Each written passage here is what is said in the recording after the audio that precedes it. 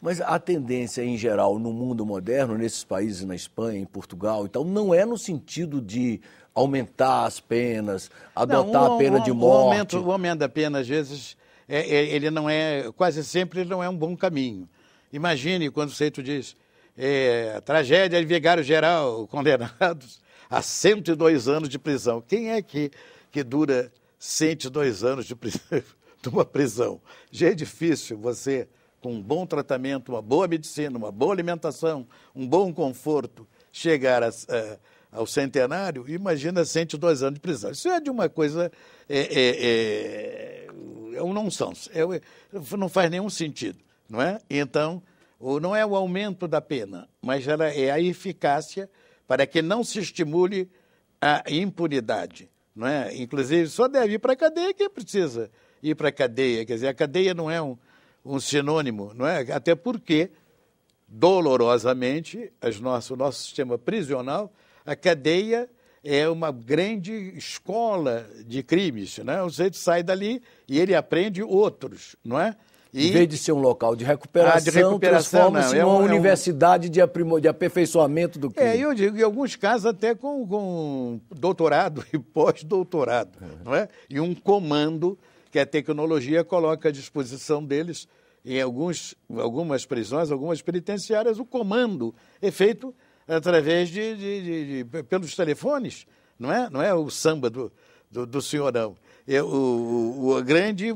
O comando da criminalidade. Aliás, chamam comandos, esses comandos vermelhos, tem algumas com as colorações especiais, eles comandam de lá. E às vezes uma reação, não, mas a liberdade de comunicação não é isto, você não pode estar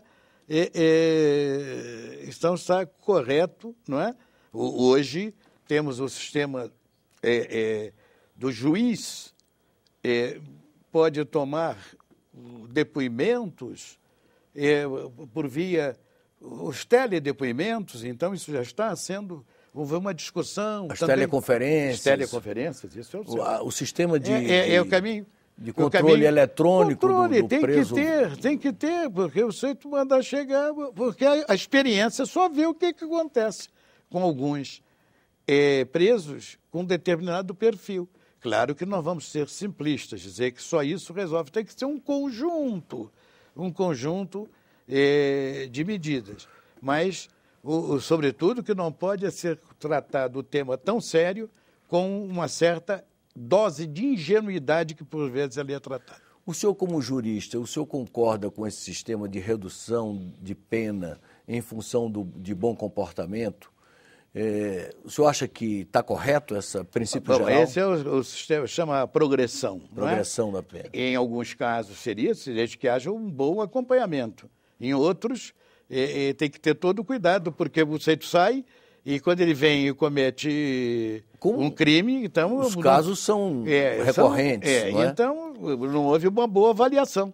Então, o senhor acha que é necessário criar-se uma avaliação psicológica, profissional... Sobre tudo isso. Para que... Aliás, a tendência hoje é essa, que se ocorrer muito de profissionais, não é? Não é só o jurista, um psicólogo diria melhor sobre o comportamento, sobre a periculosidade, não é? Um bom psicólogo. Temos que abrir um grande espaço a essa ciência que tem prestado grandes serviços e não só a justiça. Né?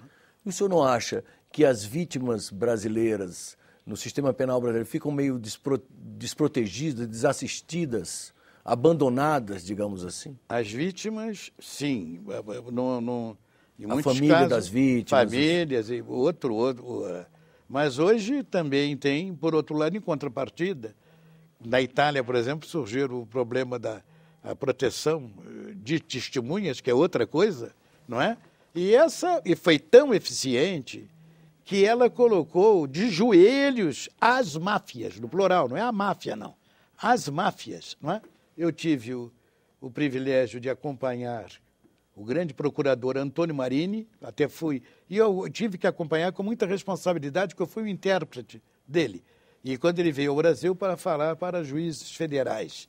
Então, eu não podia criar o tradutório e traditório, quer dizer, trair o que ele estava dizendo. Né? E uma frase dele que me calou profundamente foi a de que jamais o Estado poderá, que está combatendo a criminalidade, poderá ser mais fraco do que a criminalidade, que em geral é mais forte.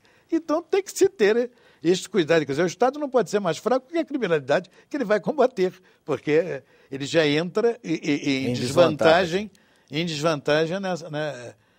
nesse enfrentamento, não é? E o crime... Então, eles colocaram lá de joelhos as máfias italianas, aí com um sistema desses de proteção à testemunha, mas isso também tem que ser visto com muito cuidado. Mesmo porque o aparelho policial brasileiro, a gente sabe que sofre problemas crônicos, né? A corrupção no meio policial, o despreparo do nosso policial, as divergências entre a polícia militar e a polícia civil e a polícia federal, que muitas vezes gera problemas.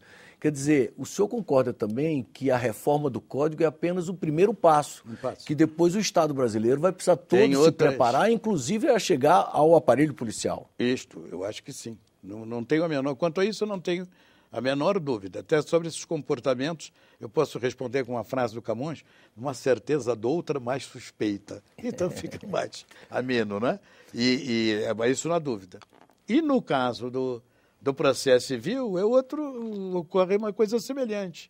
Nós temos um Código de Processo Civil de 1973, feito por um homem de grande saber, o professor Alfredo Buzaide, titular da Universidade de São Paulo, um grande catedrático, foi aluno de Liebman, enfim, Mas nós temos um código que, no jargão forense, diz-se com graça que o processo corre, mas não anda. Então, você tem uma demanda são tantos recursos, são tantos meios de procrastinar a execução de uma sentença, que você chega e diz: o que é que adianta você ter um bom título? Quer dizer, uma sentença que lhe é favorável, você vai levar 5, 10, 15, 20 anos.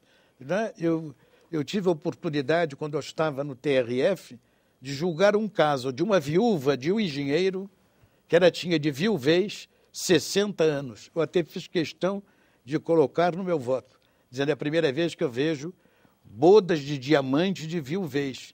Então, e essa senhora não sabe como, quer dizer, Deus lhe dando força para resistir, esperar 60 anos pelo provimento judicial de um direito, que isso é uma barbaridade, isso não faz. Então, o senhor acha que, no caso do processo civil, a grande questão é a demora? Não há dúvida. Aliás, em todos, tanto o grande flanco do direito brasileiro é a morosidade. Morosidade do processo. Então, e aí você diz: não, vamos resolver.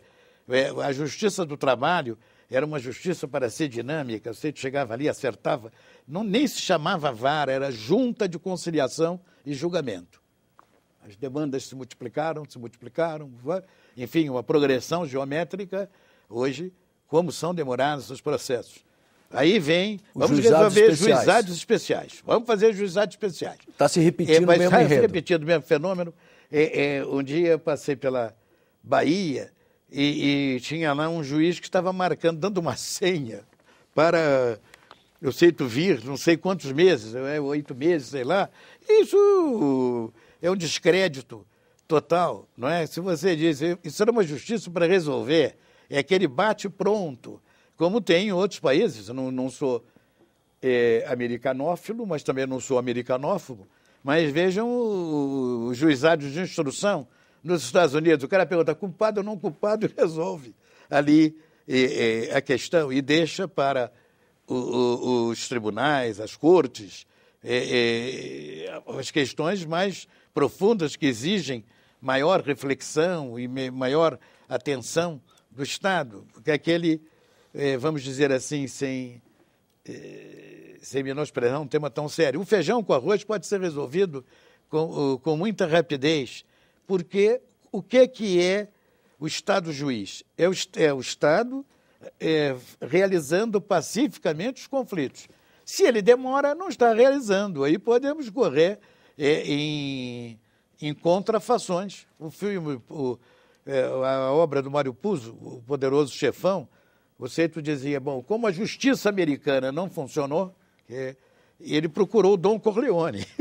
E aí funciona. Aí é voltar à barbárie, a justiça com as próprias mãos. Isso ninguém quer. O Estado tem que garantir a justiça ao cidadão, compondo pacificamente os conflitos, dando a cada um o que é seu num tempo razoável. Porque demorar Aliás, o Rui, você usou a frase aí, dizendo a justiça tardia. O Rui Barbosa tem uma frase notável.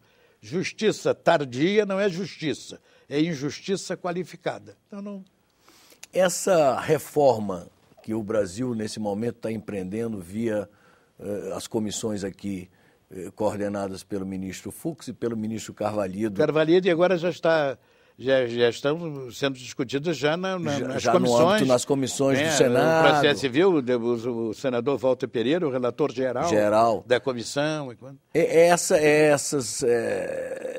Esse trabalho vai ser discutido no simpósio? Sem dúvida.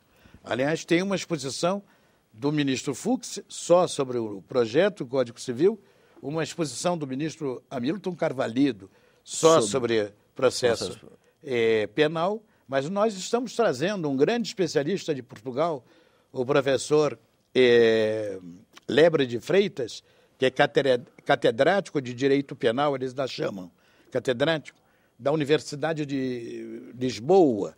Estamos trazendo o professor Agostinho Jesus Pérez Cruz Martim, tem quase nome de santo, né? Que é o catedrático da Universidade de La Coruña, que trabalha na pós-graduação, é o coordenador do doutorado e foi indicado pela Universidade de Salamanca, de Direito Processual, um jovem processualista, Léo Piccinini, que trabalhou e trabalha com o professor Barcarella, que foi o professor Barcarella que me indicou, indicado também pelo professor Máximo Vari. Então, nós não temos recursos para desperdiçar. Então, quem quiser ainda se inscrever, como deve fazer? É muito fácil, é só ir ao site www.interleges.gov.br. As inscrições são gratuitas, alguém está pagando, os nossos, não é? E isso aqui é uma coisa de mãos dadas. Unileges, a Enfam, o STJ, o GDF...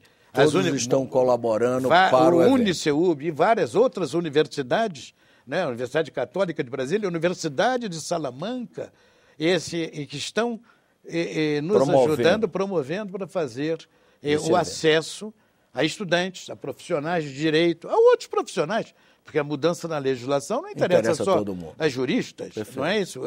O Bismarck dizia que a guerra era um assunto sério demais para ficar só na mão de militares. Então, a legislação é uma coisa séria demais para ficar só na mão dos juristas. Não é?